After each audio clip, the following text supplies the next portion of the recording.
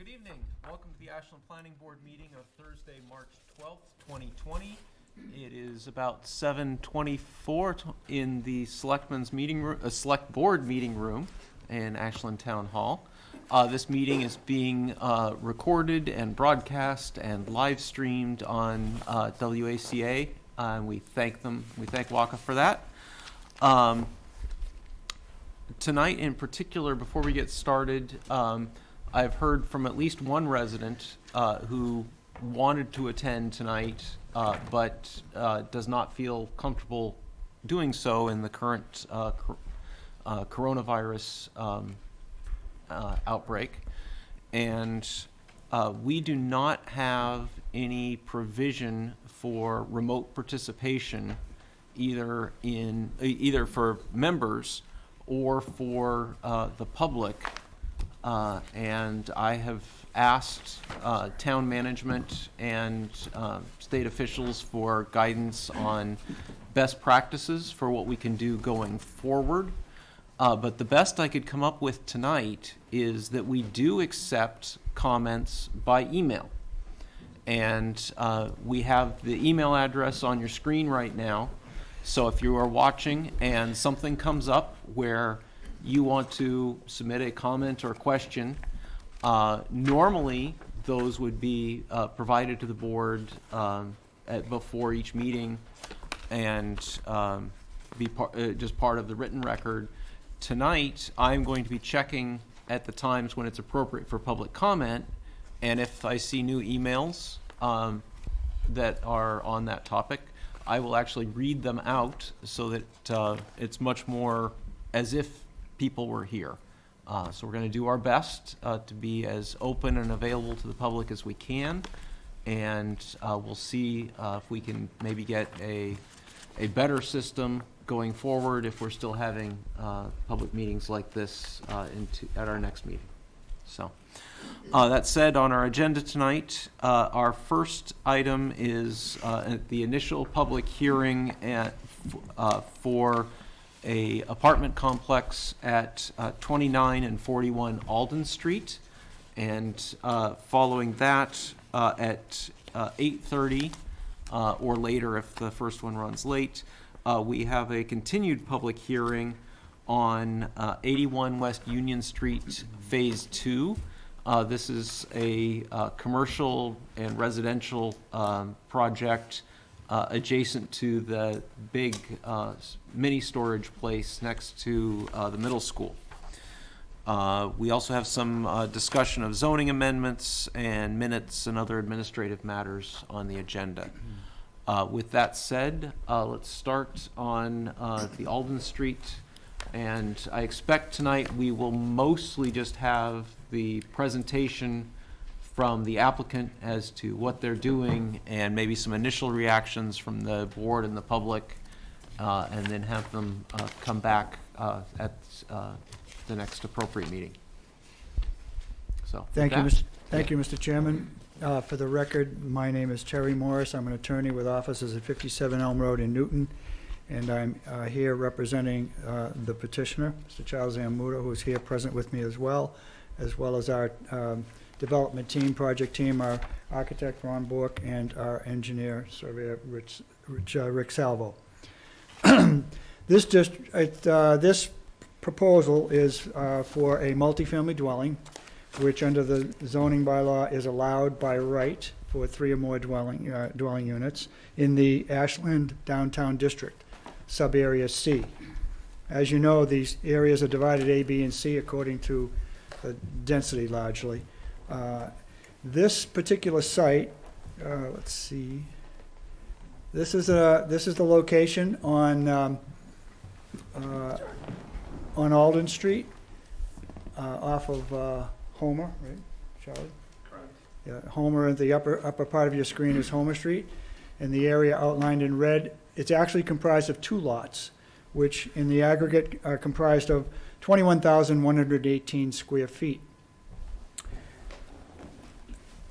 This is a better view of the site overview, of the site aerial view. Yeah, there's a clicker. You have a clicker? Someone here? Here we go. Does that work? Here we go, I think. Does it work? There we go. Okay. This is the site here. Actually, downtown district extends all the way around and then along Homer Street. This actually is located at pretty near the closer to the perimeter of the district. And that's one reason why we chose to do all residential rather than mixed use, because we know that the regulations for the ADD district is to encourage more vibrant growth and development in the downtown, so to speak, and that mixed use is one way to do that. But however, given its location, we thought that it was more appropriate that the use of this site, excuse me, for multifamily housing was more of a transitional use from the more dense commercial activity to the less dense residential use, which extends beyond the ad district. This gives you some photographs of what's on the site now. This building here is actually 43 feet in height, and it is located on one of the two lots. This other building, looking north, is the second building located on the site. And this building here really informs the development. Both of these buildings you will see, and I won't steal the architect's thunder, he can get into talking about the design of our proposal, but both of these have gable ends facing the street, which is something that you will see informs the building that we've designed. As I said, the height and amassing of this building also sets the tone for what we're proposing. There's a front-on view. You can see that the site is largely between the building coverage, the asphalt. It's largely impervious, the entire site. What's not gravel is hard-packed surface. That'll come into play when you hear from our civil engineer about the benefits of developing the site with a controlled drainage system and actually improved open space. As far as the dimensional controls go for this district, we meet all of the dimensional controls, starting with the minimum lot area of 8,000 square feet, which is required. You have a minimum frontage of 50 feet, and we have 165 feet along Alden Street. There is no front setback, however. This is the existing condition. I should point out to you, and it'll come into play, the setback here to the edge of the building is 47 feet, is 30 feet. 30 feet from this side lot line, and this building, the existing building, actually encroaches on the lot next door by a couple of feet or inches.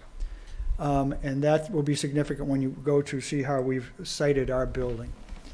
This is an overview of our building. Again, an aerial view. What we have done actually is increase the setback from 30 feet to 47.5 feet from this side, this use here. And we have taken the encroachment here and increased that from, taking the encroachment away and increased that setback to almost 9 feet. And in the front, the setback from there to there is almost 22 feet, which gracefully opens up the site from public view. Presents more of a public, but the important thing here is we have a 19-foot setback here in front of the building, which we've heavily landscaped, which we think presents more of an attractive use. Again, looking at the site plan more closely, back to the dimensional controls, there's a minimum rear yard setback of 12 feet, and we meet that requirement, 12.5 feet. There's a, as I say, there's a side setback, which we there's a minimum front setback of 0 and a maximum of 15, but we provided 19 for reasons that you'll see later. The maximum FAR is 1.5 in this district, and we actually meet that. We are at 1.48, the volume of this building. And you say, well, how does the FAR relate to the true massing of the building? We're proposing 19 units here, and those units are of modest size. They range from 715 square feet to 1,020 square feet. Truly modest size. We think there are 15 two-bedroom units, and there are 4 one-bedroom units. The parking requirement for this zone is 2 spaces per unit, which ordinarily would be 38 spaces. I mean, that's the parking requirement for the underlying Section 5 of your ordinance, which sets forth the standards for parking, requires 2.5, but in the Ashland Downtown District, there is a 75%, there's a reduction in parking, as you would expect, since you want to encourage more intense use in the downtown, and we're only required to have 75% of the 38 spaces, or in this particular case, we're required to have 29 spaces. We are providing, however, we're providing 34 spaces. We have 7 spaces located here on the exterior, open air spaces. Access to the site is from Alden Street, and it is two-way in and out to get to these spaces, but if you actually go into the garage building and park under, most of the parking spaces, 27 of the spaces are located beneath the building and out of sight, which we think is one of an attractive feature from a design standpoint. And one thing that's pointed out is there is no express lot area per unit requirement for density in this zone. It is really largely covered by your ability to meet the setbacks and the dimensional controls for design, as well as to provide for the parking. We do have, if you go into the garage, 27 spaces, you will exit the garage here on a one-way out back onto Alden Street. So really, the only relief that we require, the number of stories, there are 3 stories is the standard, maximum height of 35 feet. But however, this district does provide a provision for an increase in stories and an increase in height to 4 stories and up to 45 feet. Our proposed building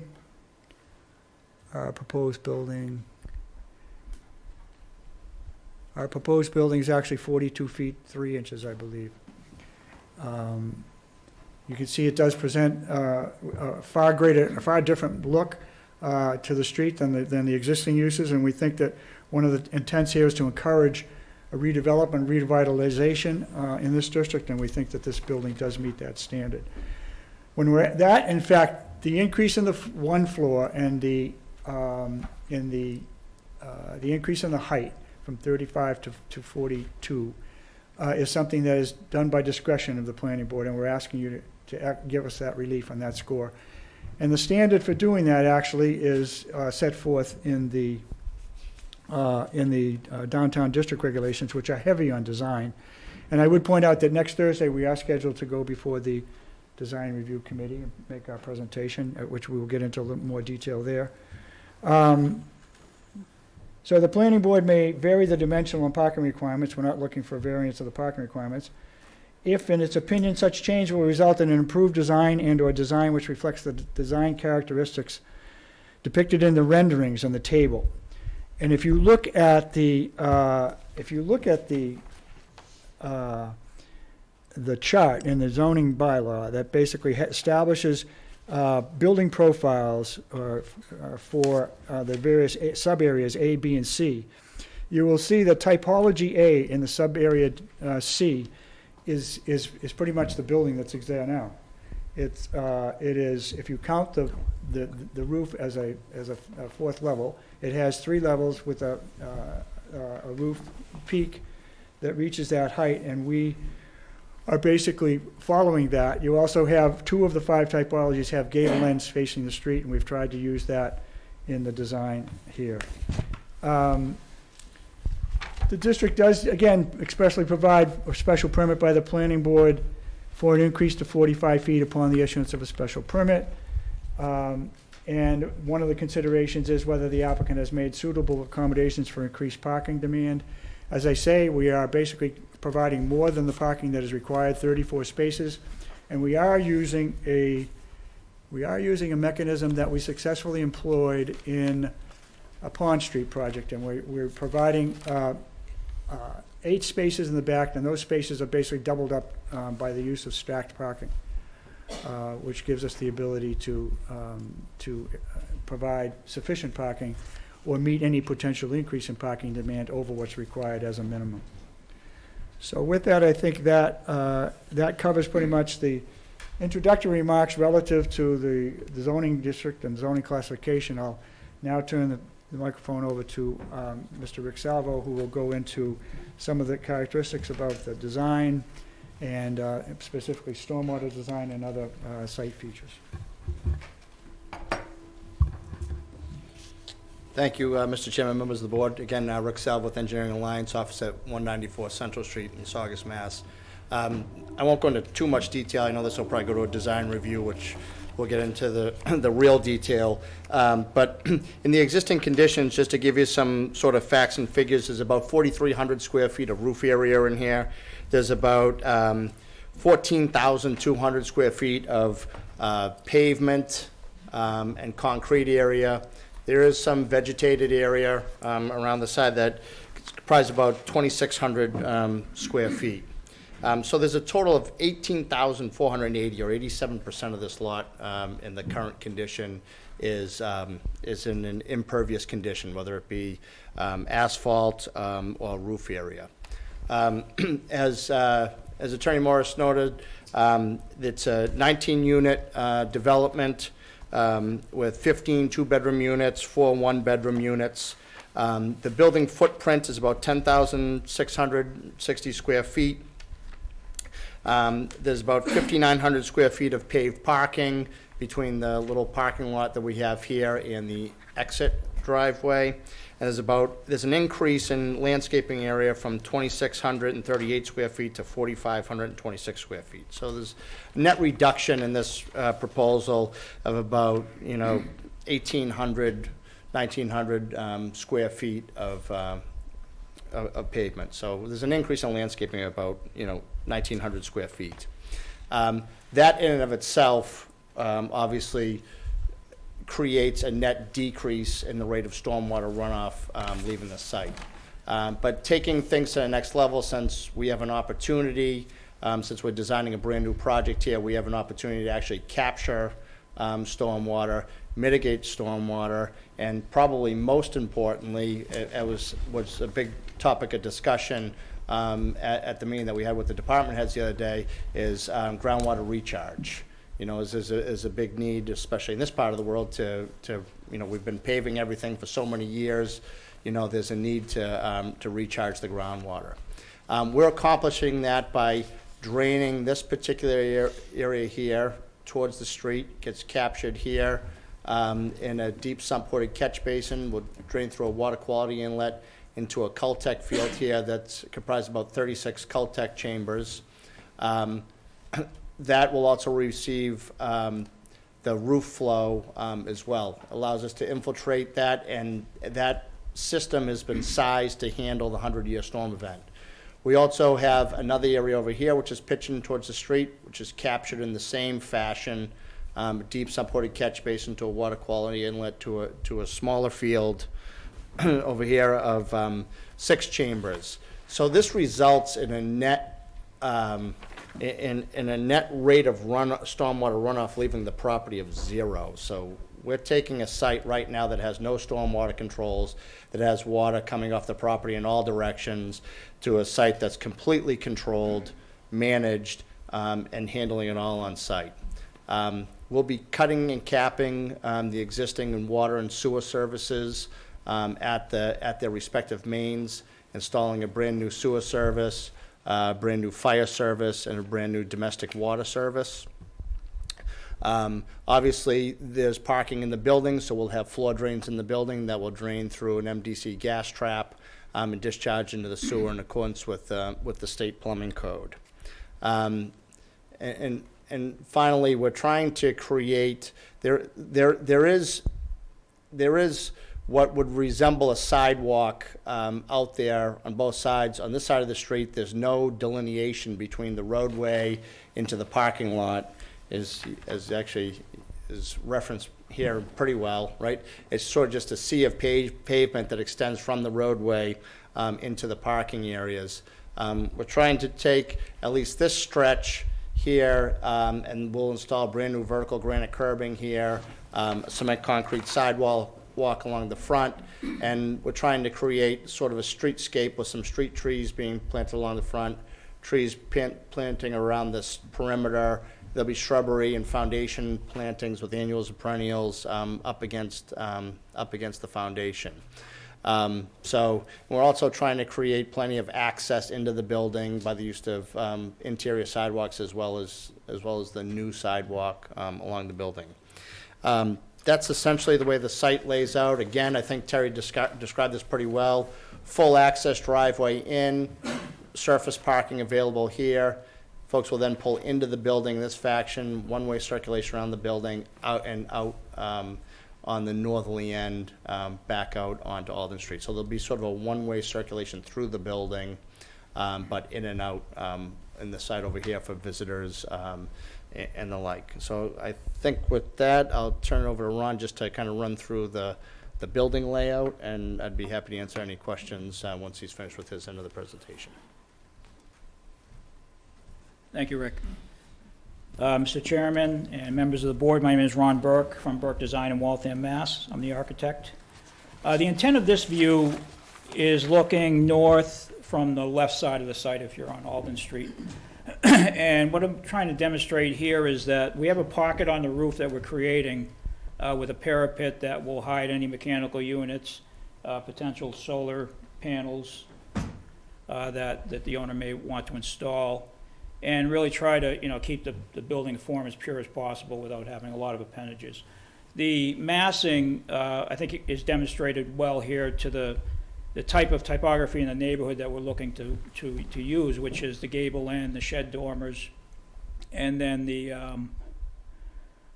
residential style windows.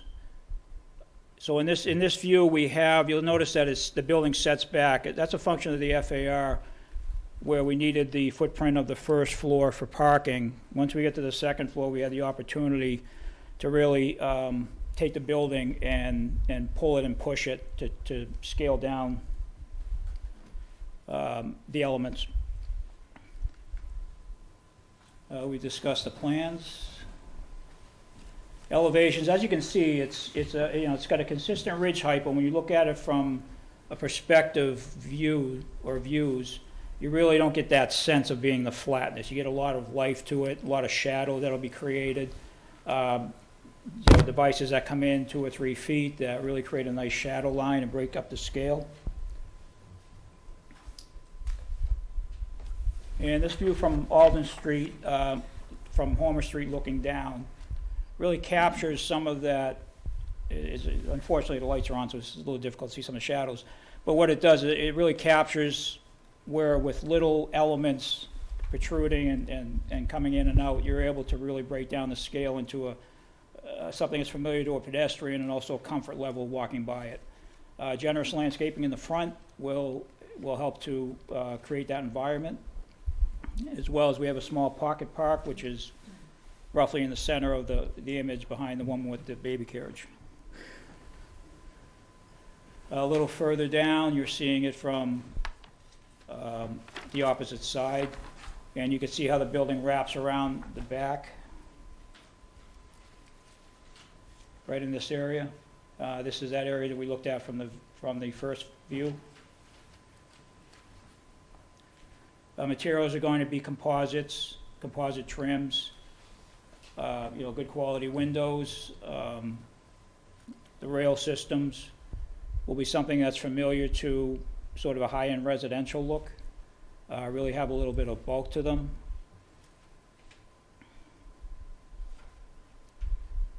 This is a view that's actually the fence of the abutter. So we're peeking over her fence. But it does give you a sense of, by having these types of grills with the foliage on them and the landscaping, what's created, the shadows that would be created from the trees, and just it's a width that is comfortable to someone who's a pedestrian. And that is our last view. Do you want to conclude?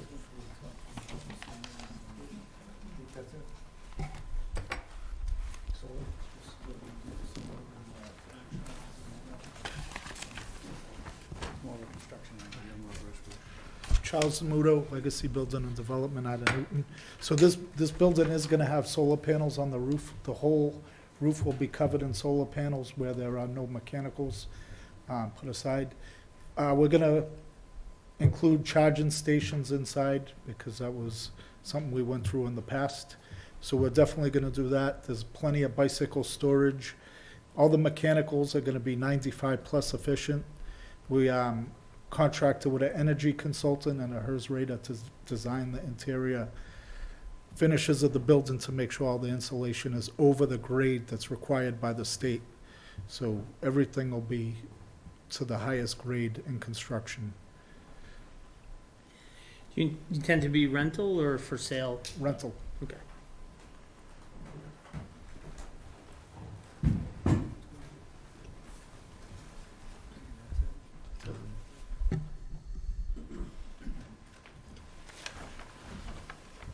I think that concludes our presentation, so if you have any questions, we're here, of course, to answer them, or otherwise listen to public One of comment. the first questions I have is, when you show the existing conditions, you showed that the back of the current building is encroaching a foot or two, but in the front, at that same side, it's hard to tell from the aerial maps, but it looks like if you go back one, This one? yeah, it looks like the driveway that's used by PowerTune, the business next to you, may be encroaching on the property that on your property. Is that Rick? Can you Yeah. speak to that? Oh no, there. There's another, Yeah. there's another drawing. So I'm concerned about what the impact is to their driveway Can you comment on that, Rick? on that. I If think- they've been historically using your property, I would want you to, and you're going to be landscaping what is currently being used by them as part of their driveway. I would like to hear that you have talked to them and that they're aware of what's happening and you've worked it out. Because I know sometimes you can get into property disputes based on the history of usage, and I don't want that to come up after this is approved. Yeah, so I think to that point, there have been some conversations that have taken place between the owner and PowerTune, not germane to this driveway and how this area is going to get utilized. It seems like where it's such a sea of pavement out there, there's not a really good dividing line. It's difficult to tell whose property lines are where. I think the good news is you may be right that we may be sort of changing the dynamic of this driveway a little bit, and we can certainly talk to them about that and stake it in the field and see how it looks. But we do have this landscape wedge here that we can, perhaps look at landscaping it in a different fashion, if that becomes an issue. But the short answer to your question is no, that conversation is not taking place, Okay. but it's something that certainly can take place. That will need to take place. Yeah, and sooner I don't is think it's a better. deal breaker, because I think there's room to do whatever we would need to do there to make sure everybody's accommodated. Yeah,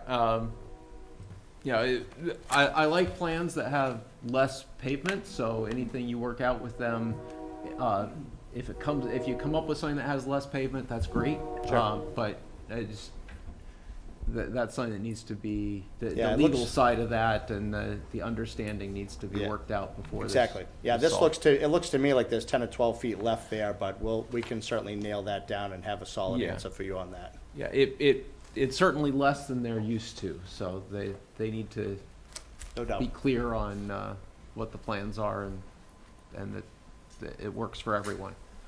And then on Alden Street there, I see a bunch of cars parked on the side, but is there room for parking and traffic after you get the sidewalk in front of the building? Yeah, Right now actually, it's that's a kind great, of- and right now it's all just one it's big a great point that you bring up, and if you look at the location of this car, it's parked right up against where the proposed curbing is gonna go. So, and it's interesting. With all those apartments, there's it- probably gonna be people visiting and parking and. Yeah, I mean, we've designed this site to meet the off-site parking requirement. You know, whatever the town's propensity is to allow parking or not allow parking, I don't think it really matters either way to us, but it's interesting that you brought that question up because I was thinking the same exact thing. And I thought this graphic actually shows pretty well that, you know, that car is gonna line up almost That perfectly car's to pretty much off the exactly street, where the curb is gonna Yeah. go. Currently, on-street parking is allowed there, and I would suggest that you offer to stripe them, and you may want to show how many proposed parking spots would fit there. Happy to do so. Yeah, and that'd be a nice Easy thing. request. Yep. Yeah. Unless, and I don't know if DPW or the select board would want those spots actually striped, but you could just show what they could be and offer to do it if the town wants that. Yeah, you know, the other spots there aren't, on that street are not striped, so probably they wouldn't be, but it'd be nice just to see what could be done. Oh, and the other thing, back to that driveway, if that driveway is narrower than it used to be, you also need to check with the fire safety to make sure if there's a car fire back behind Power Tune, that they're set up to respond with their emergency equipment. So if the entrance is narrower than it is now, If they access that from here? I don't know. There is a cut through on the back side of the property where where those buses are parked. It's kind of blocked typically. Yeah, I think, you know, Probably best to ask the fire department. the fire because department they're should be aware of the situation and the change, and they should have a plan. I'm not gonna say what the different accesses are now or what they should be, but we just need to make sure there's a plan. Power Tunes has an easement that runs through where that bus is out to that other Yeah. street that is. Yeah, I just, Out back. Yeah. Yeah. out back Yeah. to- Exactly. Is that Main Street, maybe? I think it is. Yeah. yeah, Does it go to Main? Yeah, it's mean. Yeah, because Yeah. we actually spoke to the owner of Power Tunes about trying to purchase his property as well. And he was telling me that he owns an easement that ran through the back. to the Yeah. property. Yeah, to get out to Main Yeah. Street. The fire Yeah. department has access through here. Except the thing is blocked. Yeah, right now, but- yeah. Cars Yeah. running Yeah. away. anyway, we just need to make sure there's a plan, because, you know, particularly when you're doing car repairs, there's always a fire risk, and we wanna make sure that all the plan, Fire we just department make sure knows the how to fire get in department and out. knows what's happening and is, nothing you're doing is gonna cause them problems. We'll sit down with them. Unfortunately, the fire department was unable to attend our technical review team meeting, so we Yeah, won't pose the question, but- but duly noted.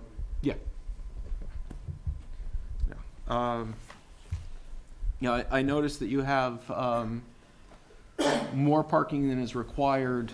When you have the stacked parking, the assumption is that both spots, both the upper and lower, are assigned to the same unit. And, you know, I kind of like in my head to think of them as maybe 1.5 parking spaces for the parking requirements. I know that's not how you do the calculations, but even if you do it that way, you still meet the requirements. So, yeah, we don't need to have that conversation again. I like that you're putting solar panels. I like that you're working on an energy efficient building. I'm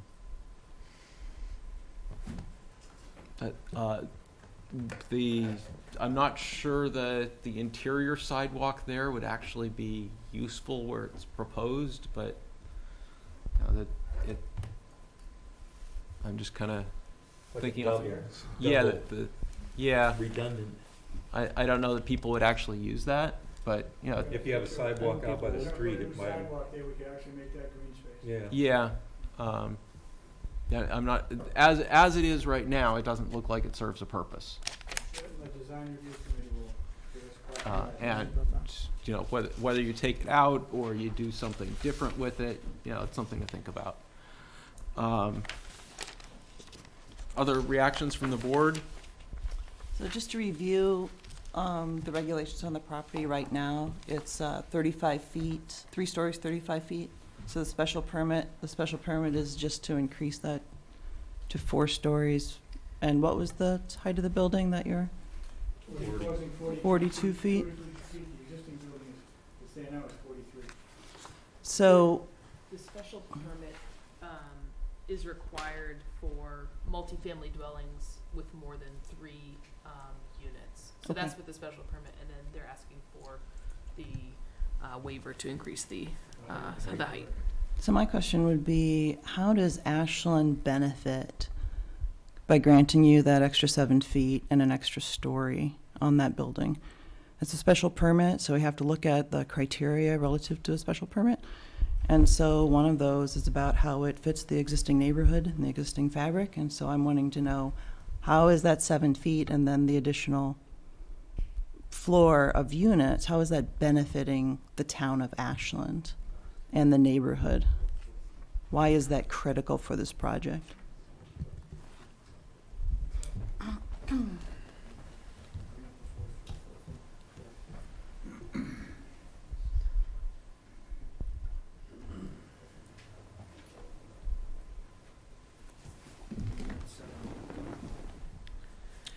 Well, yeah, so the 4th floor contains 7 units, 1 and 2 bedroom.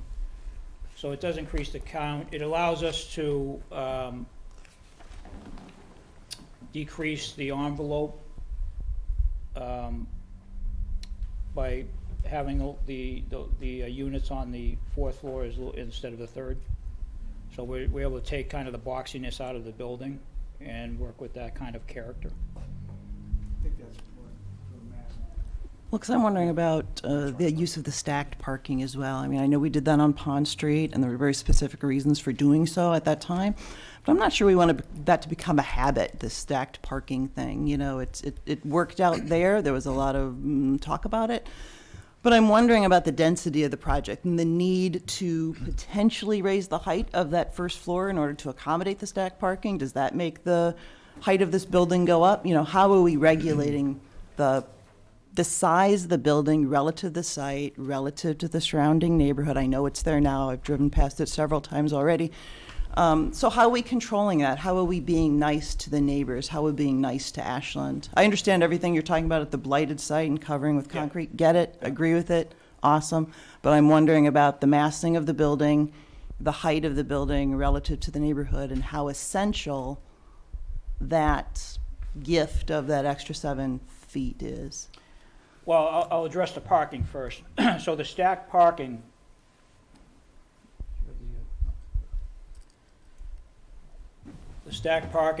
occurs here, and the roof level here is slightly higher than the finished floor height of the 2nd floor.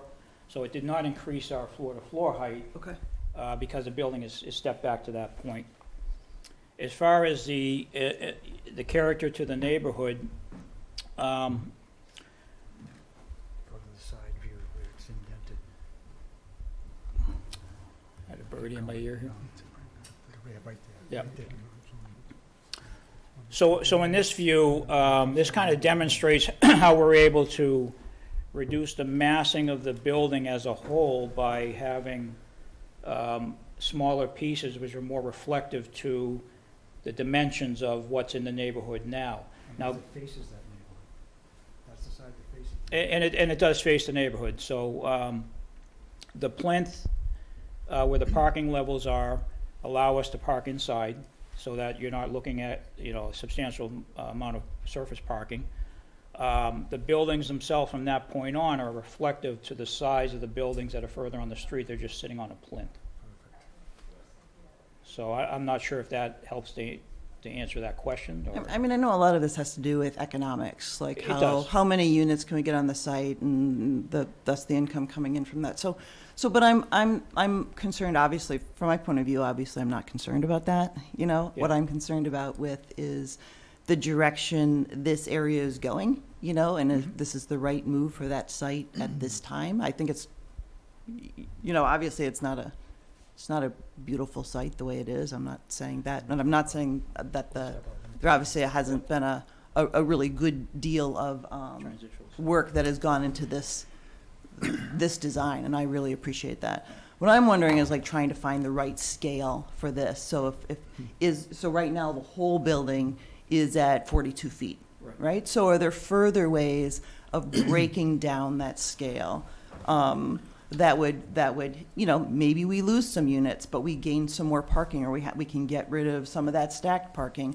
What other options are out there? I'm not really ready to say, hey, first option, man, that is awesome, we're good to go. Yeah. I'm looking for what other options there are. What's the range of options that the town of Ashland might be more interested in? Well, let me respond to that if I could, and amplify what Ron has said.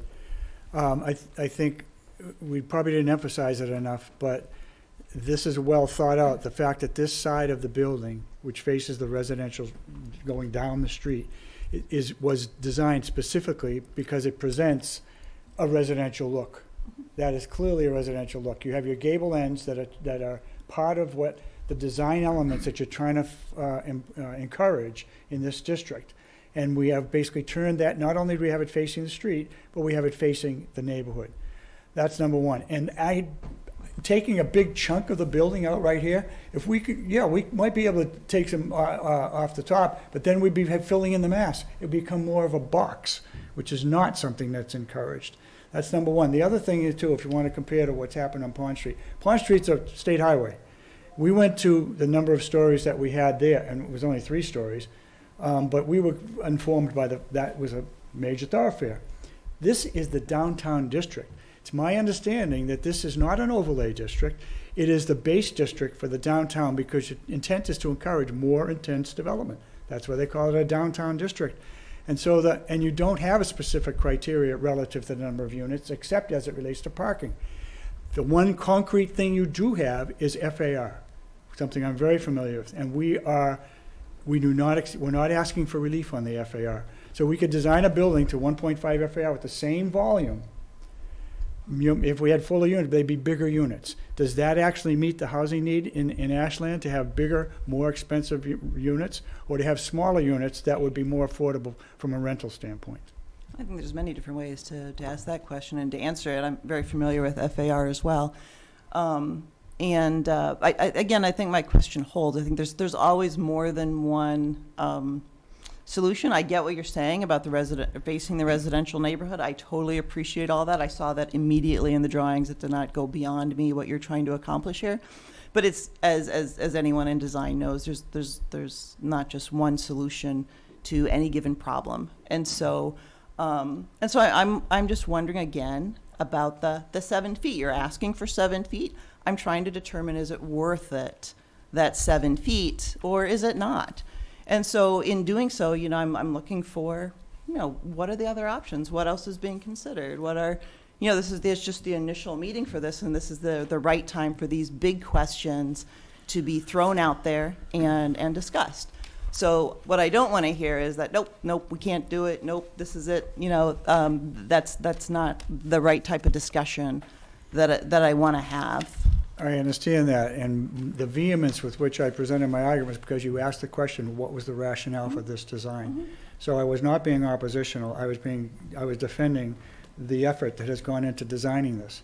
Some people just, you know, they throw something up expecting that they're going to have to go through 2 and 3 meetings to redesign and do that. We try to basically hit the thing on the mark at the first instance. Oh, I knew that as soon as I looked in the drawings online. That is not a question here. I totally understand the effort in these drawings and how complete they are, and I thank you very much for that.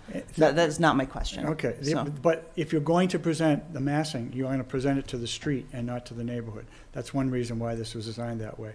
My response was simply to answer your question about what about why do we need the extra height? We need the extra height in relation to the push and pull of the building on the 2nd and 3rd floors. As you see.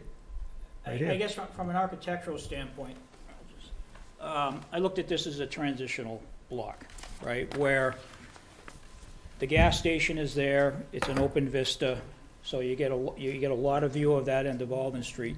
There'll be development further on Homer Ave, which will revitalize that area.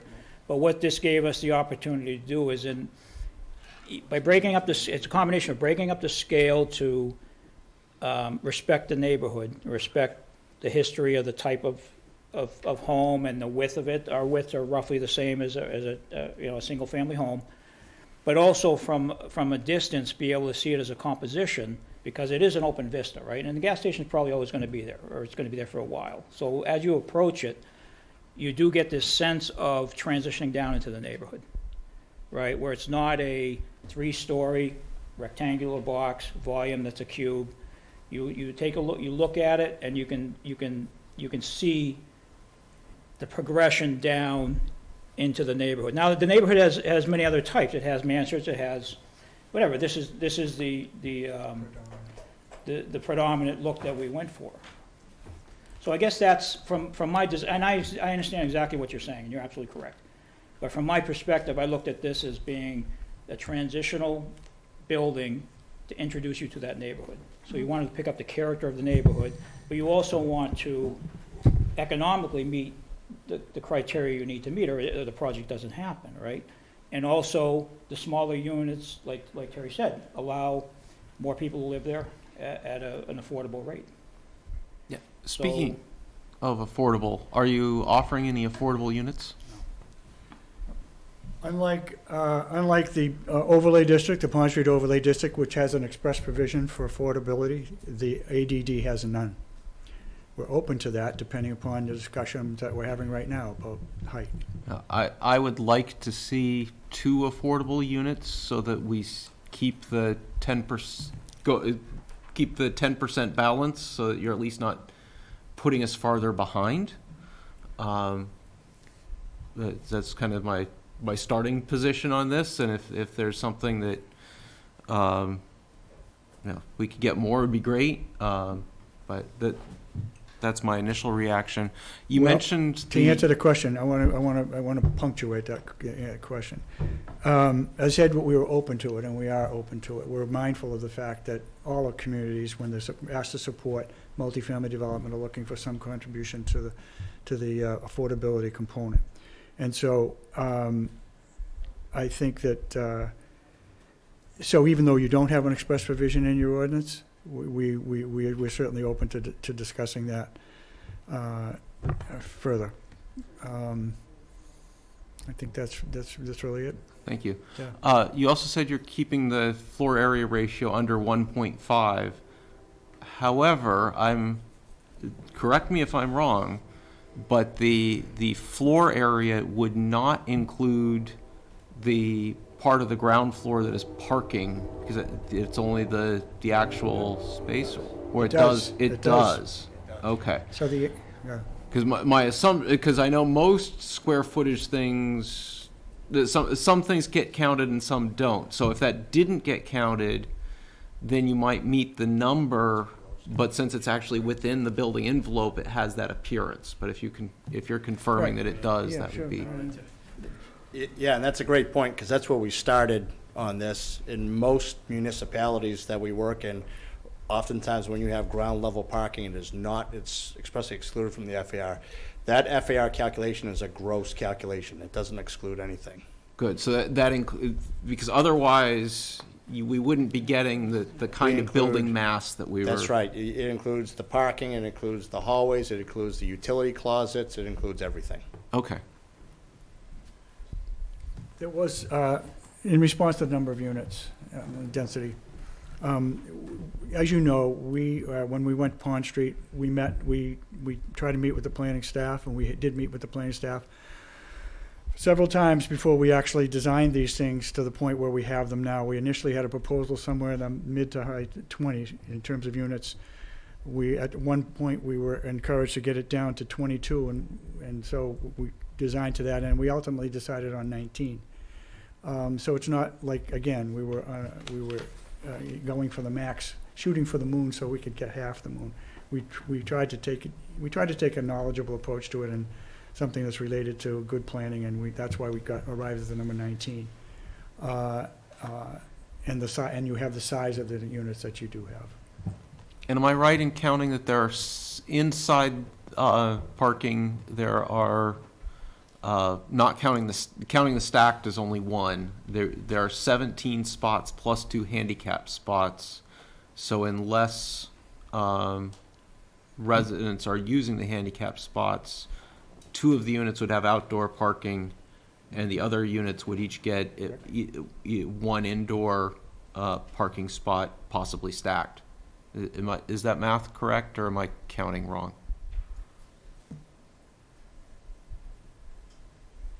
There's 11 non-stackers. There's 9 non-stackers, 2 handicapped, and then the rest are stackers. Yeah, that's 19. So yeah. So 17 non-handicapped. So two of the units would have outdoor parking.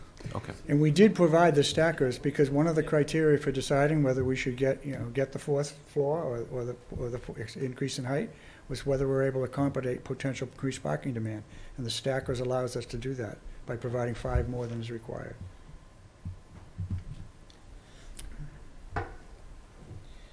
So I would just weigh in. I think this is a very, a thoughtful proposal. And I think the design is also very thoughtful in many aspects that you've highlighted in the presentation. And I thank you for that. I also, I agree, this is a very first meeting, a very first kind of engaging on this proposal, and I do think that getting comfortable with the massing and how it fits into the neighborhood and everything else, I think that is the biggest piece to digest and get comfortable. But I mean, overall at the top level, I think it's a very, very thoughtful proposal. I think the design is very thoughtful. The gable ends tying in, looking at what's there now, the way you positioned and did the side presentation of the main entrance there, and so I just wanted to express that. Yeah. Where you pull in the building on the second floor, there's an area that looks like it might be kind of a deck area. Is that are the residents gonna have access to that as a? Doesn't look like any doors. Or. Well, it's right there on the screen. Yeah. Yeah, so that, we could do a green roof there. Right now, there could be residents access for the 4 units that are along the perimeter. And it's mirror imaged on the other side, so they could also access that. But it would only be on that level. Right. And that's really a function of the FAR. We had to bring the building in because of what our plinth was. So you should think about what the best use of that is, and have a story, because I'm sure design review is going to want to talk about that too. And so if you have a story by the time you talk to them, that would be good. Well, on the second floor plan, there's a room in the middle that is adjacent to that roof, which is just labeled unassigned. Was there any thought about what that is? That extra room that? Yeah, that would have given access to the rear roof. If it's the one I think you're That's what we're talking about, right? Is that rear roof? No, that's about the side. The side roof. So the rear roof, which is on the left-hand side of this image. Charlie, in past, in other buildings he's done, is put a kitchenette in there so that if people wanted to go and have an outdoor space, Okay. they could tie into that. Mhm. So it was designed for something like that, but not quite appropriate. Okay. Yeah, and I mean, I wanted to be clear that I would echo what Joe said, that I think that a lot of effort and thought has gone into these drawings, which makes me be able to question. As you notice, I'm not saying, oh, you need to move some windows around, and the door is really not in a good spot. It's like, it's obviously been done with some care, and but the first thing, that we need to start with here, I think, are those bigger questions about, is the mass appropriate for the site? Is it appropriate for Ashland? Is the gift of giving extra height, what are we getting for that, right? Are we just giving something away?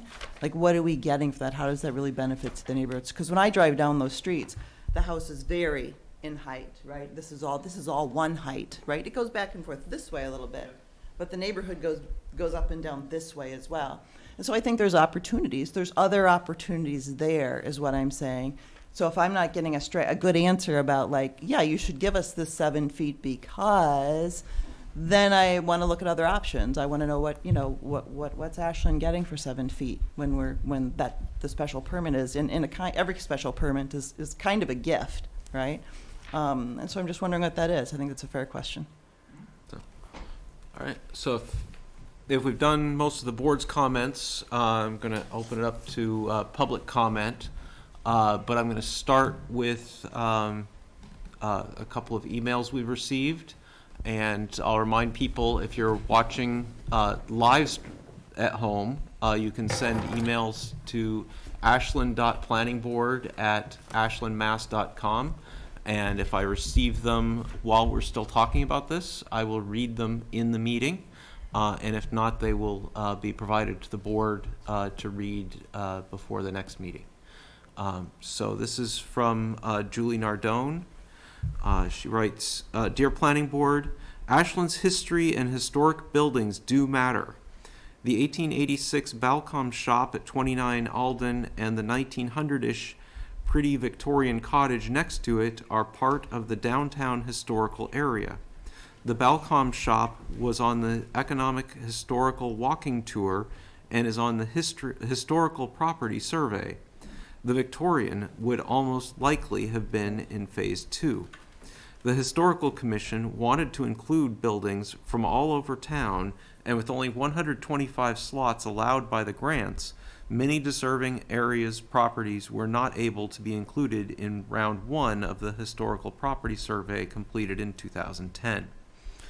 After having attended the Historical Marconi's Planning Board hearings, I'm well aware that Ashland's history is not a priority anymore. A group of enthusiastic folks spent a lot of time between 2001 and 2015 making folks aware of history's importance, but the loss of the Historic Commission and no interest in reviving it seems to have caused a loss of interest.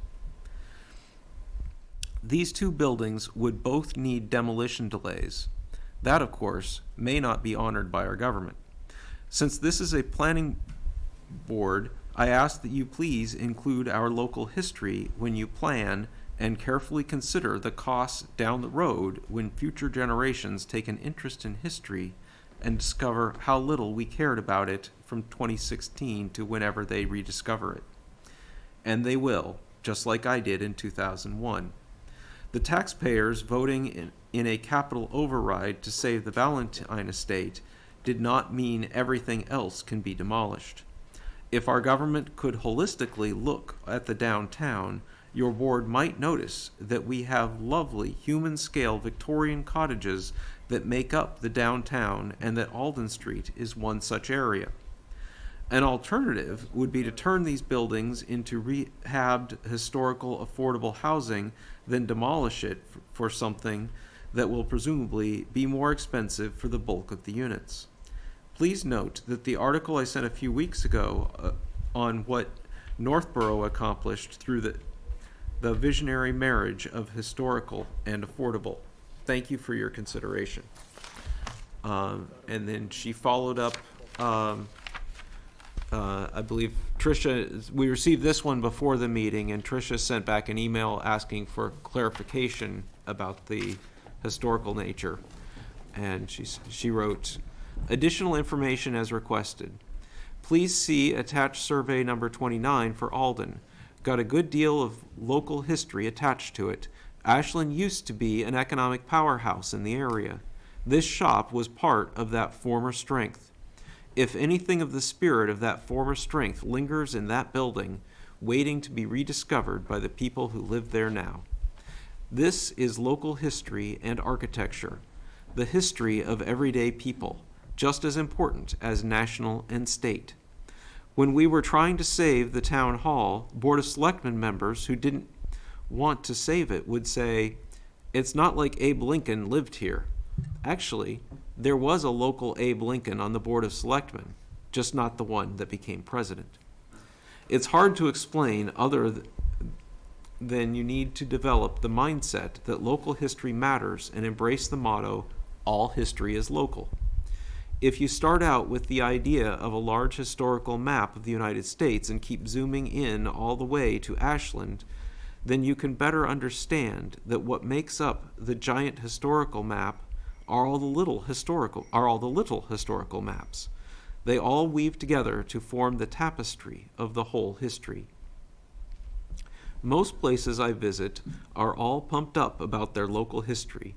It shapes who you are, even if you just live here for 10 or 20 years. It has certainly shaped me, made me a stronger, more vibrant person, and for that I am forever grateful, even if I ultimately move on to another town in a few years. Ashland was at various points proud of its history, but now doesn't seem to think it matters much. If we showed more of the stories of local people and where they lived, think we would be a stronger community. It's nice to have a walking tour and be able to see places that still exist rather than a small marker. That will be getting harder and harder to do. It's really about the shared experience, documenting the human condition and maintaining a sense of place. Even the third grade does a module on the importance of local history and how we fit into the area around us. 41 is part of a district of historic homes and mentioned in the property survey in the back for Part 2. We didn't have enough money to add all of them, so the commission tried to get every quadrant of town represented. There was also a church in this neighborhood with a fabulous history. This would be an entire historic district that you'd find in towns that have gone back to original neighborhoods. The scrolling on the front of number 41 is really beautiful, and several others have the same design. Also, Cliff Wilson can probably give you more information if you contact him. www.ashlandhistoricalsociety.com. I am going to try to contact the tour guide who we hired to do the economic walking tour. She did a lot of research on the various stops. This was one of them. I am hoping she keeps her notes. Hard to say since it was about 6 years ago. Thanks for the question, Julie. I think she's meant Cliff Wilson. Did I? Cliff Wilson. I thought I said Cliff. If I misread, she wrote Cliff Wilson. Okay. She wrote Cliff Wilson. Okay. And we also have another email from Ingrid Salgado. I apologize if I mispronounced that. I received notice of the public hearing regarding the development of lots 29 and 41 Alden Street. I'll be unable to attend the public hearing as I work at that time. Below is my comment. The road surface and sidewalk along Alden Street are in poor condition. The building project will bring increased vehicle and foot traffic to the area. There should be plans to improve the sidewalk and road surface on the entirety of Alden Street to accommodate this increase in traffic. Are there such plans in place by the developer or the town, and if not, can such plans be made? So I don't know if the developer has any response to either of these, and I'm going to check to see if there are any other resident emails that have come in. So we would work with the town to upgrade the sidewalks in the street if needed. And if the first person you read would like that house, we will donate the house to them. They can move it to another site instead of us knocking the house down if we get the approvals. So we could donate the house to somebody and then they could, move it. This way it could be saved. Okay. Thank you. Is there any other public comment?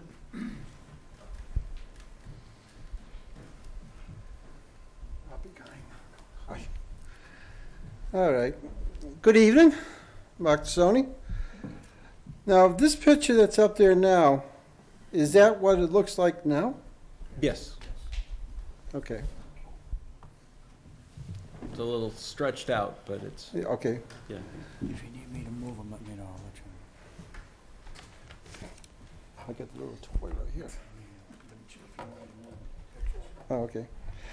Thank you. I'm going to pick you up on that. Through the chairman, I have the attorney assist me getting pictures up. I would like to see the front scale. The front? The front. Elevation or perspective? Perspective. Perspective, okay. Now I want to see the perspective. There you go.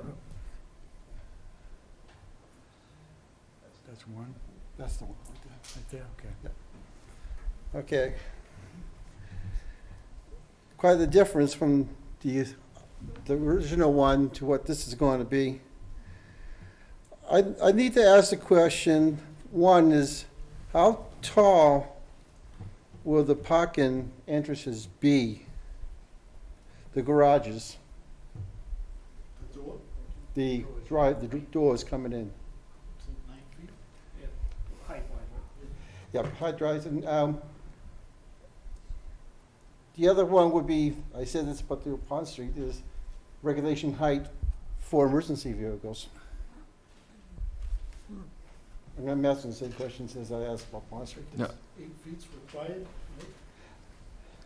Handicap access ways. Well, it's not handicap, no, I mean Yeah, fire. Mark, the fire safety, I don't believe they expect to be able to bring fire trucks and ambulances into the indoor parking area necessarily. And I don't think that's required, but I do know the public safety officials will review these plans before we end out finalizing this process. Okay, and that's on the peer review and stuff like that, right? Yeah, that's actually the technical review committee tech. review. Yeah, we don't complete this process until the other town departments have signed off that it meets their needs. Okay, and another one would be, I was looking at that same picture here. How many apartments, resident apartments are gonna be there? How many in numbers? 19. 19. And they're gonna be single bedrooms? Four ones and 15 twos. That was 4 one-bedroom and 15 two-bedrooms for people, since he wasn't at a mic. Okay, so from there, it could be a small couple with a single brother or sister, son, whatever, but only 3, like each apartment. If it's a single bedroom, it's gonna be small. We can't have a whole family of 4 or 5. And you got parking spaces, 27 of them. And you want the height for the roof, the extra 7 high and flat to put solar panel on. My thinking was, and you brought it up. I'm trying to find your first name. About the bargaining and what can you get? Tricia, yeah, thank you. Tricia is the character of it. I was looking at that same thing, saying,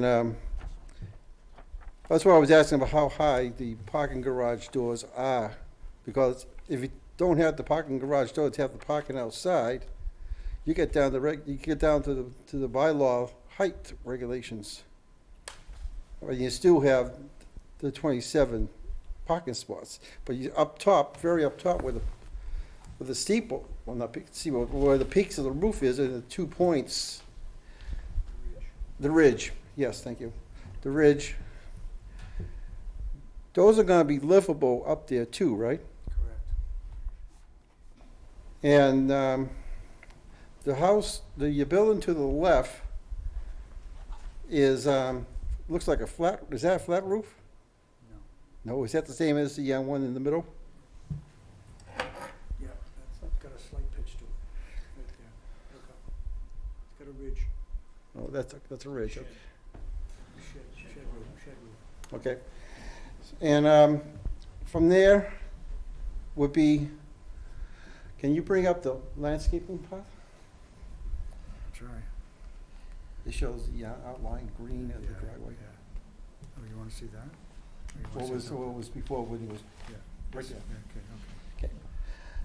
Now, with this, it's the original lot size is gonna be tight in the back here. And tighter with the driveway right down here, right down the middle, to the right. You wanna see the existing conditions plan? Yeah. that's the existing conditions plan. Okay. You wanna leave it there, or you want me to move it? I'll leave it there for now. Okay. I got a pretty good tech helper here. I'm looking at that upper right corner that blends in with the line. Yes. It goes over the line.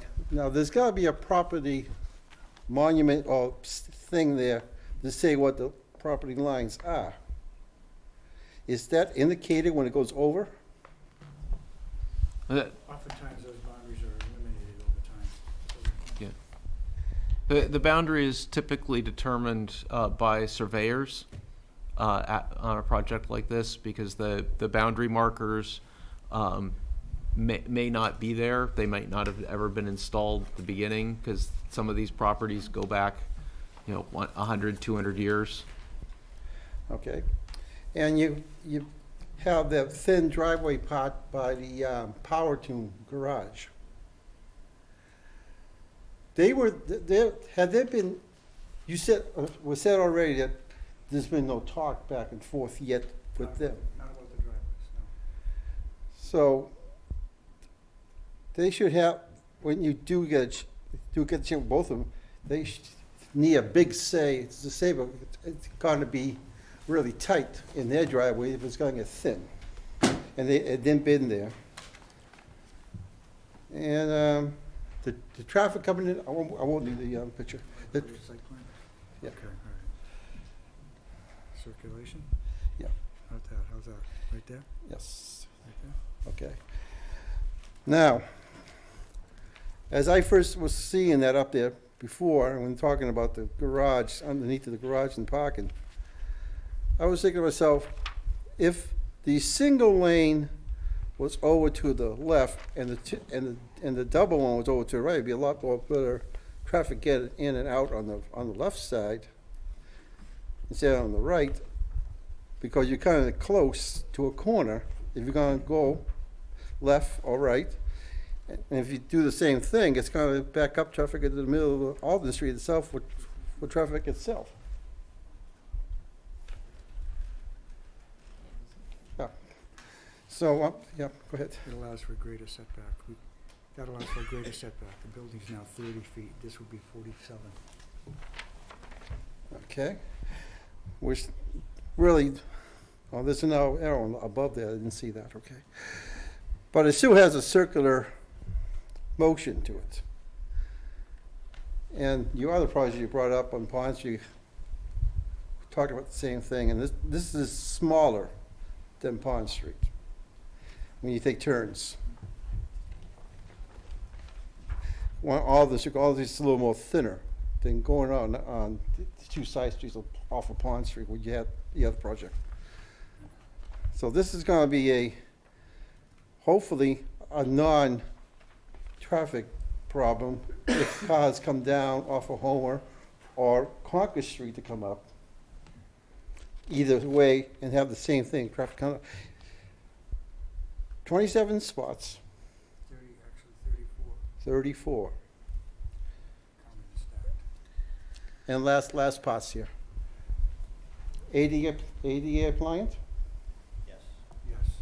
Elevators that get to the floors with handicap access? Thank you. Thank you. Is there any other public comment tonight? Yeah, please come to the microphone and introduce yourself. My name's Nancy Wang. I have a few questions, both for the board and for the developer. For the board, I would like to know in general direction, what is Ashland is heading to? I mean, like the email said, traditionally Ashland is very, old houses here and there, and we haven't seen much new developments for many years. And now I see some buildings on Main Street, a couple of buildings. I heard people have some negative sayings about that big, gigantic, monstrous building. And this building is coming to Alden Street, which is, it's just right across my house. And the thing is, I like the design, I like the new buildings and the new apartment. But I like to know, since the developer also have purchased other houses around that corner, I like to know what is the next step. You know, are we going to build all residential, compact, many units, apartment buildings, or will there be other like a commercial, like a strip mall, and you know, other like a mixed use? So that's a question I'd like to know. That's a good question. If the developer has any comments on other plans in the area, it would be great to have the big picture. So, do we have a map showing the Homer Ave? Was the little gizmo here? Okay, so we purchased all this property here up to the pizza mine, which runs all the way down here. You can't really see it, and it wraps around. So we purchased this property, and our plans are to do a mixed-use, live-work, artist development with commercial on the first floor. You need to turn so that people can hear you Oh, from sorry. the microphone. So our ultimate plan is later on to develop this site separately, and we're gonna do live-work, artist, workshop type space there. There'll be commercial on the first floor and residential above. And we will be probably presenting something soon. It's not completely finished.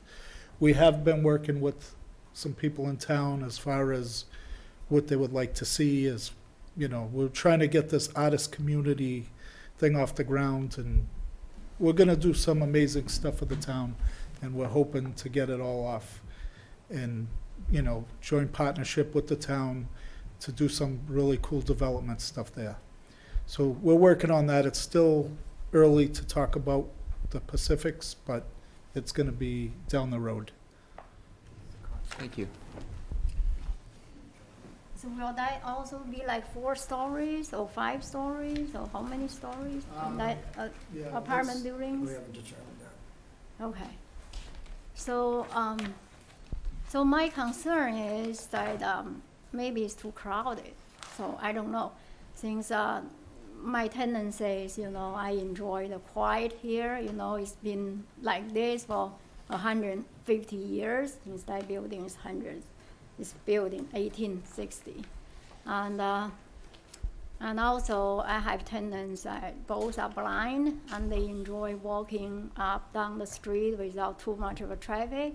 Now all of a sudden, you know, you have 50, 60 people living across the street, and over here, I like to see some commercials like you know, like a more restaurant, Subway kind of commercial strip mall, but you know, it's kind of more, you know, it's like I don't know. I think it's the density is too much, but I like to see the building. You know, people, the new building, and but it's just like we have to get a balance. You know, how many, you know, and is there like the water supply and sewer? Have you ever done the study? You know, whether that will cause too much of a, you know, people do the laundry and everything, and all of a sudden there's a water backup to the toilet down the street. For the Something like sewer, I know that Yeah. there's pretty good estimate of how much sewage is generated by each unit, that. Yeah. and they have to have agreement from the DPW that they are able to put that gallonage in. So that's something that's fairly carefully regulated Okay. through the DPW. Yeah. All right. So I think that's one question, and another is I know the new development or the new buildings will bring up the property value, I guess. So that will consequently that will also bring up the property tax, right? Since after I bought that house across the street, my property tax increased at least $1,000. I don't want to see another steep increase because of all the new development, you know.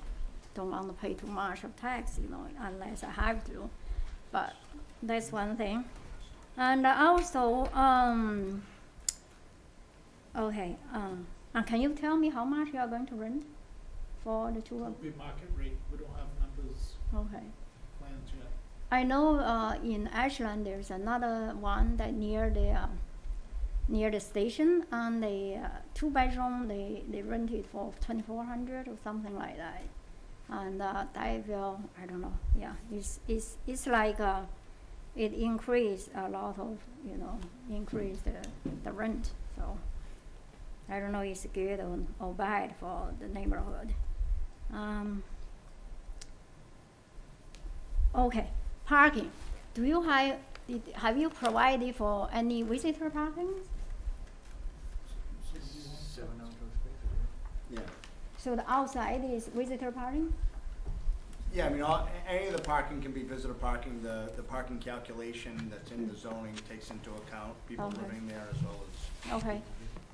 Yeah, and I heard that we were talking about street on the front of the Alden Street on your side, but I don't want to see people park all the time on my side, since I own 22, 24. Yeah. 42, 44. Yeah, So I know I don't want people parking on that side. Ashland does not allow overnight street parking in the winter. Okay. So, people couldn't year-round rely on parking on the street. Uh-huh. But there's no parking permit. You can, in the daytime, you can park anywhere on the Yes. street, right? Yeah, and I know that on-street parking gets heavily used by Power Tune already, Okay, yeah, and other businesses, I assume. okay. Yeah, that's about it. So that's my thing, it's just, I like to see more balanced development, and I want to see the comprehensive thing. I don't want to see, okay, you approve this, and it has 19 units, and then over here you have like 34 units, and all of a sudden you have so many foot traffic, and it's become congested, so that's, I don't know. Might be good, might be not. Thank you. Any other public comment? Let me just double check. I do not see any emailed comments. You're always free to email comments that will be, we'll make sure the board has copies of those before the next meeting if you email other comments on this. So if you're watching recorded, you're always free to do that. At this point, we should continue this. Obviously, one of the big next steps is design review, as well as the technical peer review. And our planning director, we have an assistant planning director here, but our regular planning director couldn't be here tonight. We may, I don't know if coming back in 2 weeks really makes sense with what we have, or if we want to go with the first meeting in April might make more sense. I think that would really depend upon design review, so I don't want to foreclose the option of coming back in 2 weeks. Yeah, and I'm also a little leery of what might be happening with public meetings in general, so. That's why the longer we put it out, the more likely something would help it, would put us off. That's true. So should we do this at 7:30 in 2 weeks? Next Thursday. So it'll be March 26th is the next meeting. All right, so is there a motion to continue this till March 26th at 7:30? So moved. Seconded. All in favor? Aye. Any opposed? That passes 4-0. Thank you. All right. Thank you. Thank you. Can you just email Peter the written request for continuance? And we have one more significant item, so as soon as people who are leaving have cleared out, we will start that. What? Okay. Actually, let's take a 2 or 3 minute recess.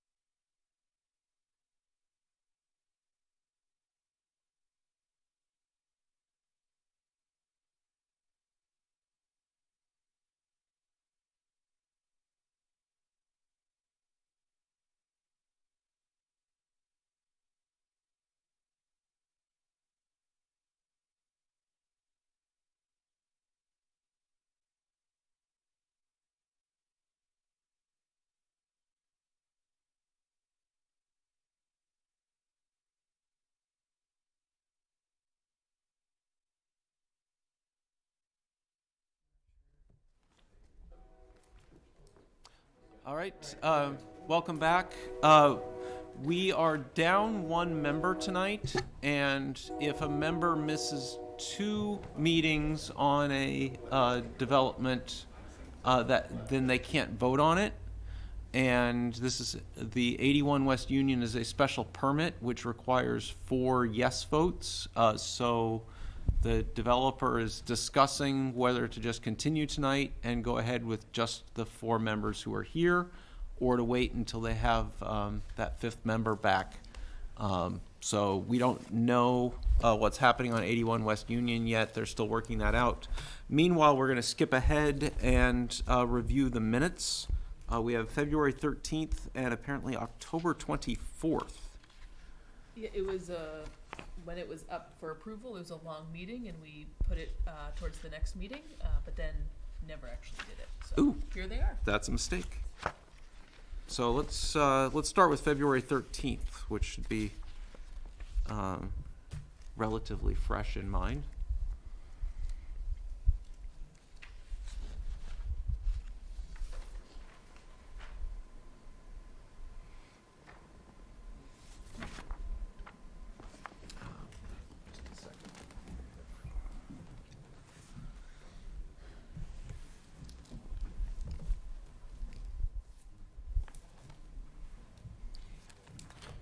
February 13th is where we are. Yep.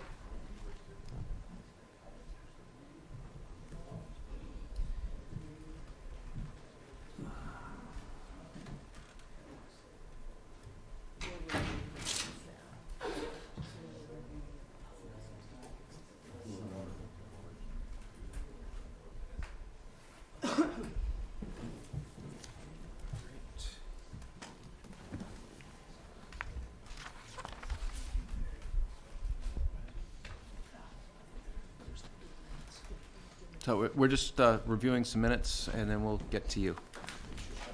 Explain something, then we'll let you lead on. Okay.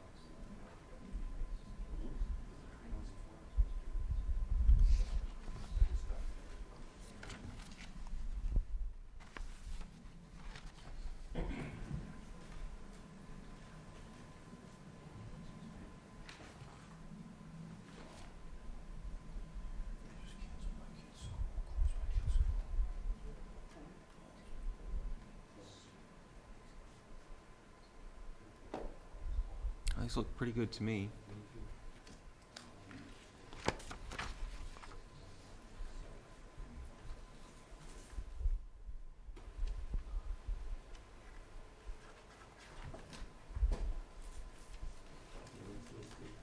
Yep.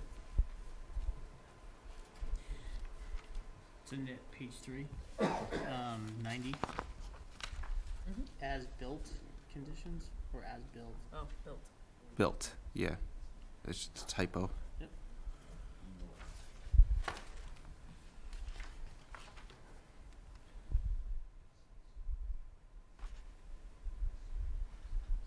Just to prove we read them.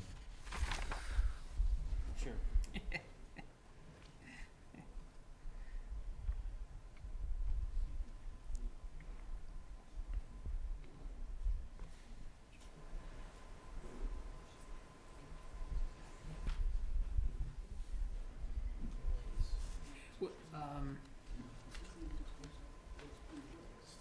We're at 149, page 4.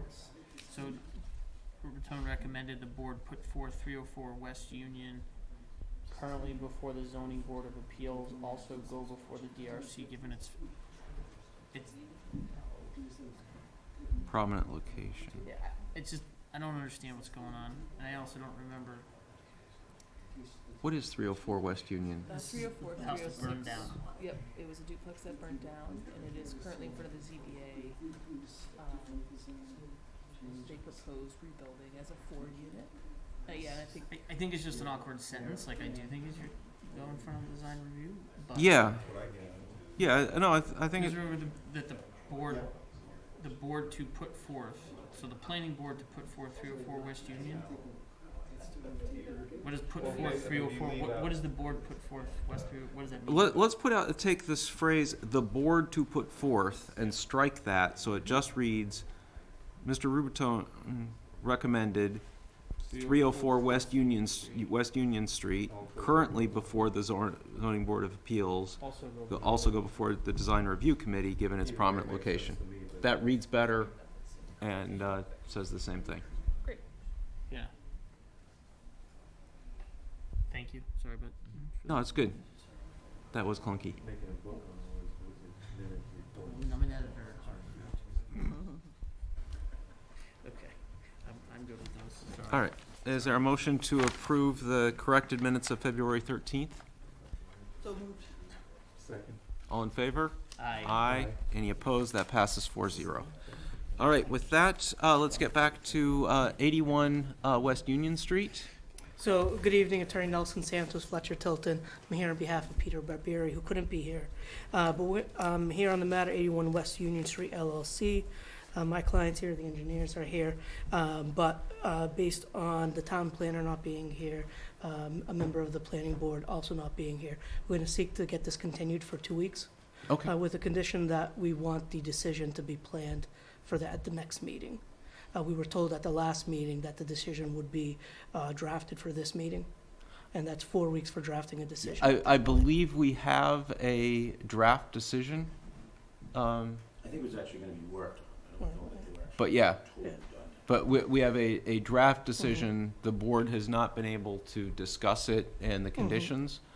I will ask the board members to look over the draft decision so that we can all bring that back. Unfortunately, we can't discuss this outside of a public meeting, so so we'll have to wait till the next meeting to do this.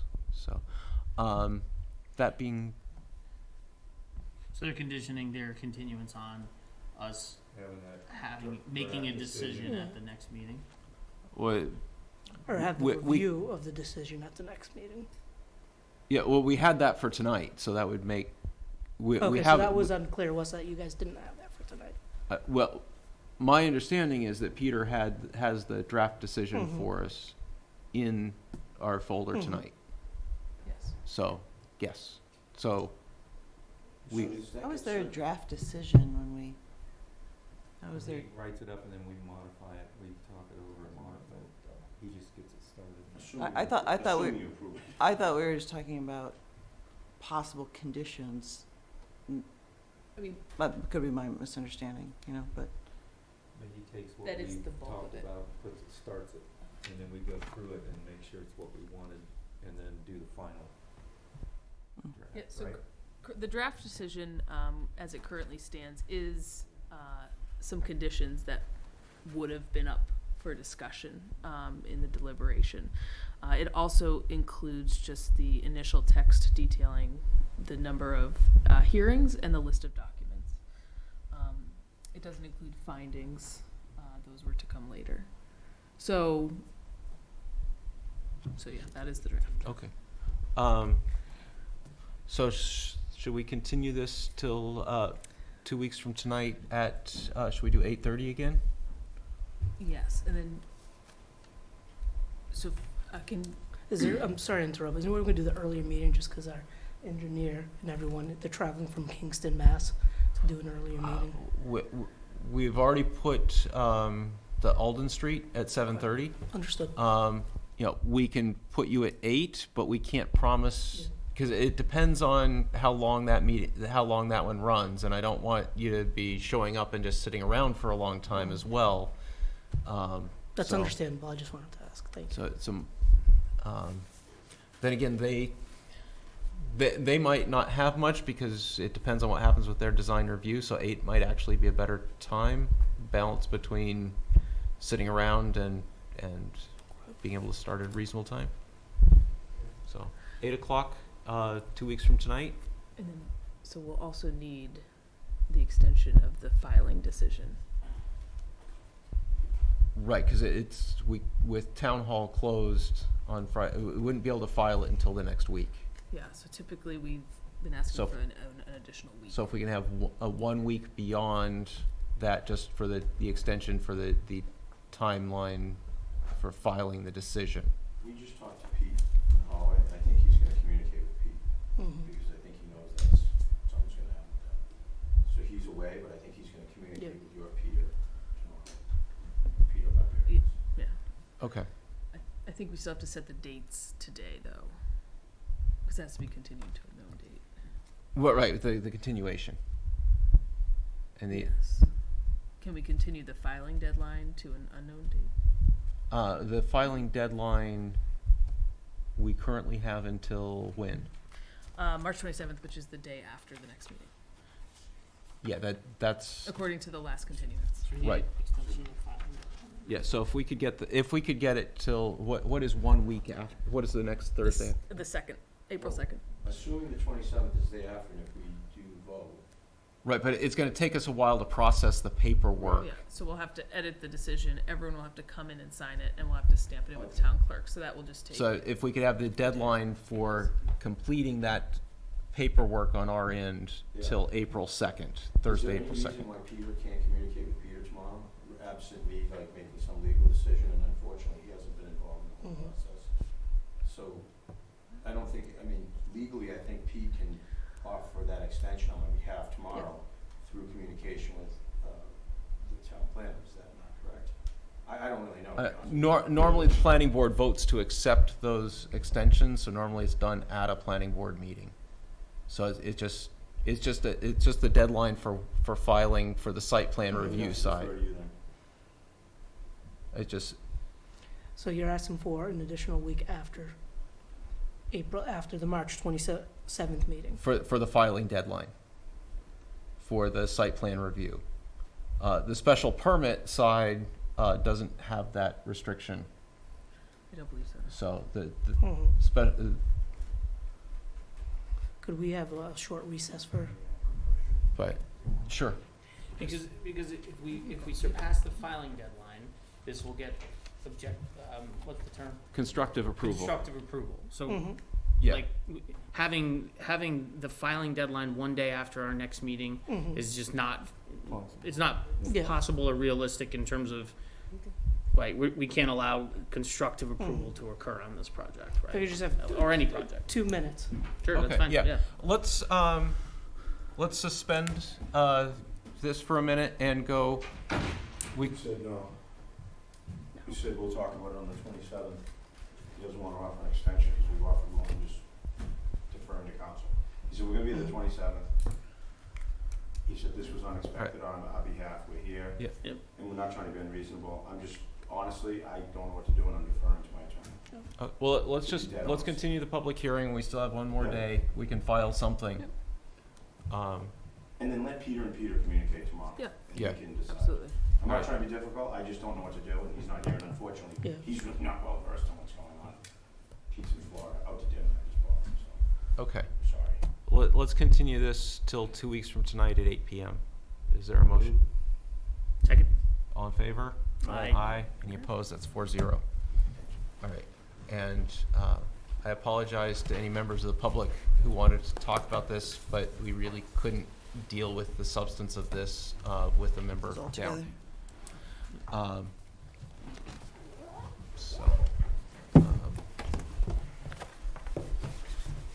Let's go on and finish the other set of minutes. And then we have some, we'll go over what zoning we're talking about, though I think most of that we're waiting on council on. So we're doing October. We're doing October 24th. So this is one we are delinquent on. That was way back when we talked about that wireless tower. Yeah. Pre-corona era. Yeah. Well said.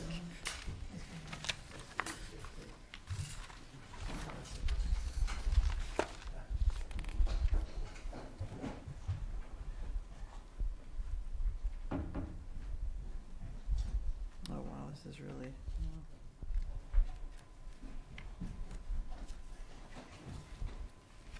This is on our changes, the zoning changes for this district. Yes, I'm actually surprised these didn't have to be approved, because usually they send off the minutes on these hearings as part of the town meeting minutes to get approved by the Attorney General.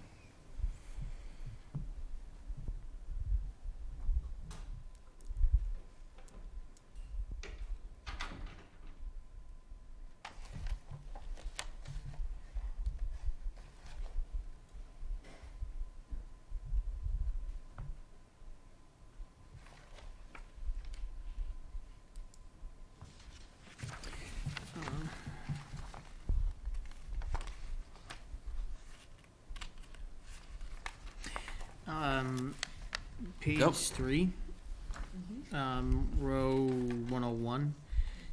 So this is in regards to the zoning change on West Union Street.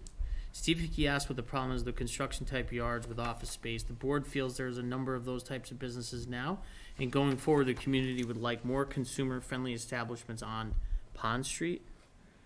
We're not talking about Pond Street, we're talking about West Union Street, which is where the zoning change was in.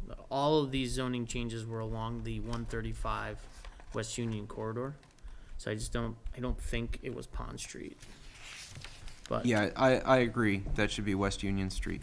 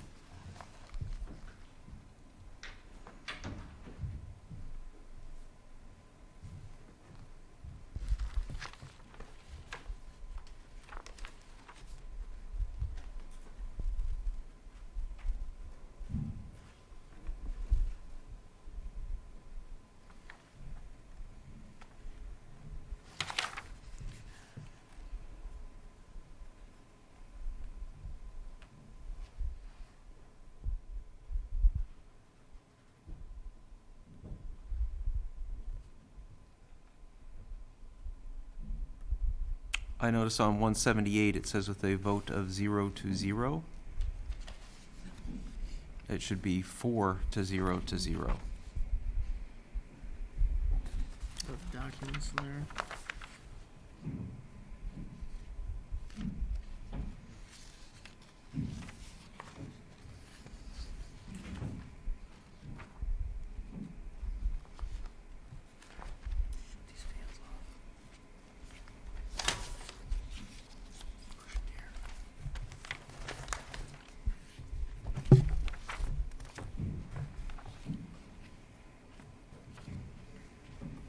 Any other issues on these? I don't think so. Is there a motion to approve the minutes of October 24th, 2019 with the correction? So moved. Seconded? All in favor? Aye. Aye. Any opposed? That passes 4-0. All right, our other item of business is the discussion of zoning amendments. Do we have anything new on any of these, or are they all waiting for text and town council review?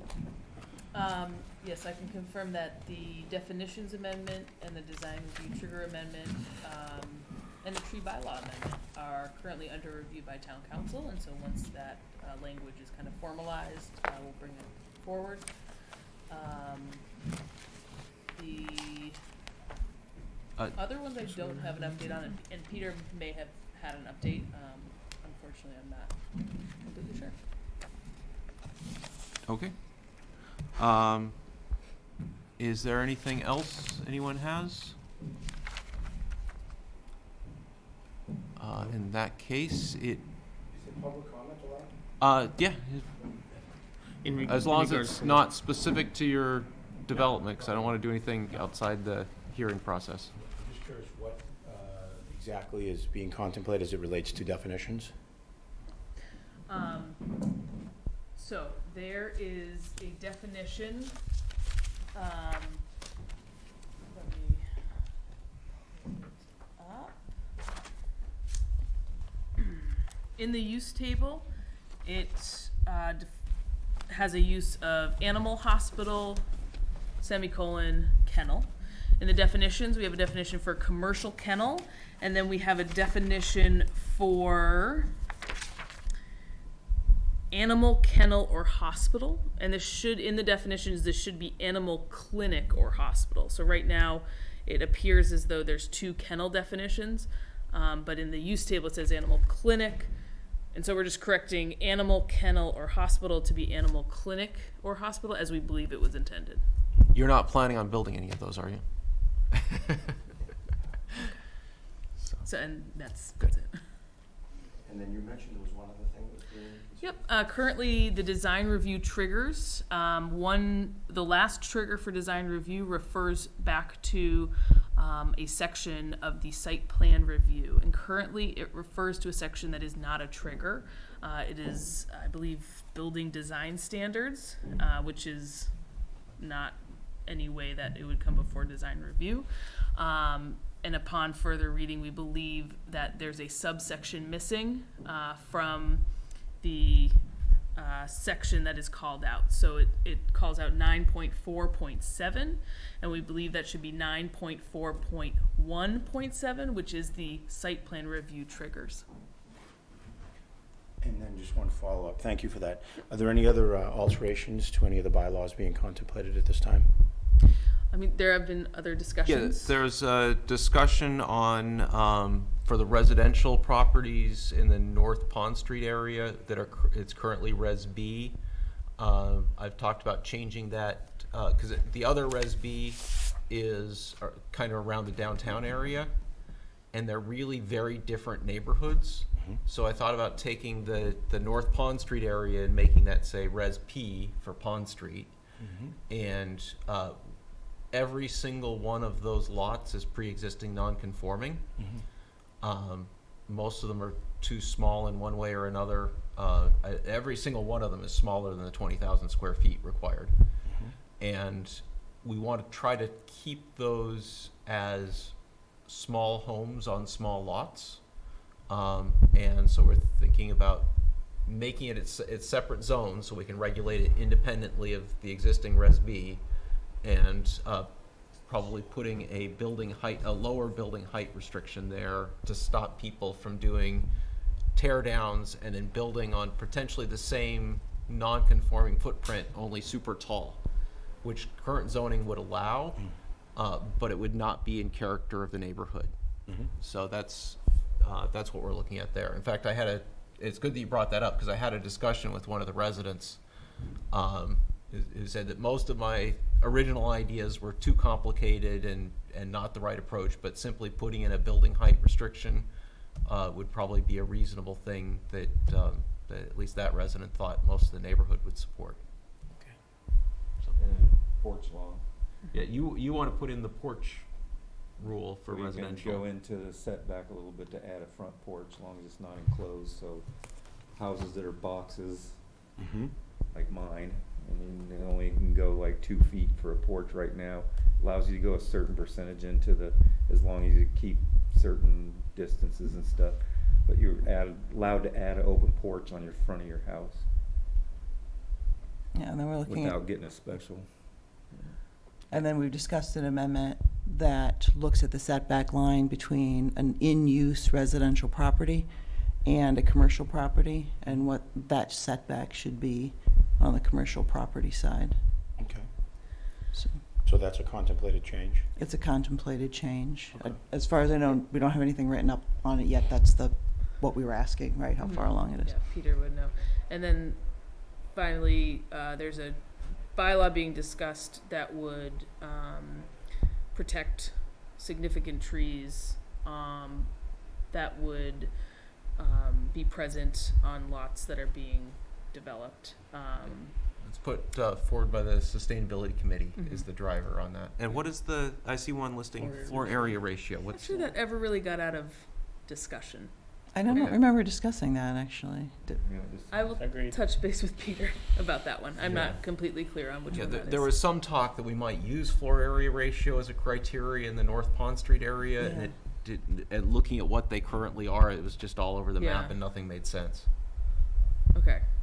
So I'll it touch may, base it with may Peter be from that, it may be something else. So basically, the proposed changes around each of these topical areas are under review with town council, and at the next meeting, we'll have something substantive to read and Mhm. discuss as in a public hearing setting. So correct? at this Is that the- pace, the public hearing would need to be at the April 23rd meeting, Mhm. because to advertise for have to April advertise 9th, 2 weeks we'd in have advance. to send it tomorrow, so.